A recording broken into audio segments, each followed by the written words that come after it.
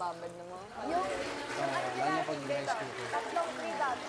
Pero yung gumagawa nun is usually yung Hindi na ano, nga bumababa, yung mga ginagawa niya. complicated ones, yung pamangkin niya ba or apo? Kailangan mo kasi i-CPR. So yung circle.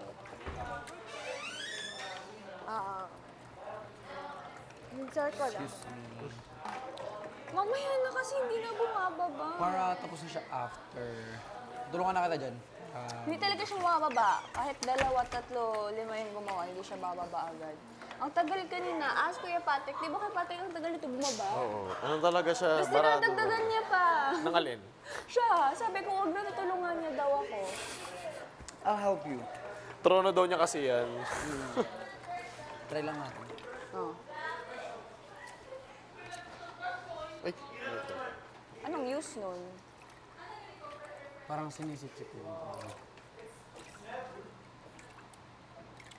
Babad siya ng babad, kaya mas lumalala yung ano niya. Hindi na siya malala. Dapat mag-gloves ka. Okay na siya. Nawala na siya. Hindi siya nawawala. Paano? Mamaya magsugat-sugat Hindi, ka. tingnan mo nga, oh. Mas mapula baga siya. Pero, Okay na siya. ikaw bahala kami mo. Okay lang naman sa akin na meron akong ganun. Huwag mo nga tanggalin kasi nga bababa yung mga ano dumi. Kukunin na natin. Hindi nga. Wait hindi, lang. hindi mo siya makukuha kasi nga lulusot siya dito. Okay. Nga eh.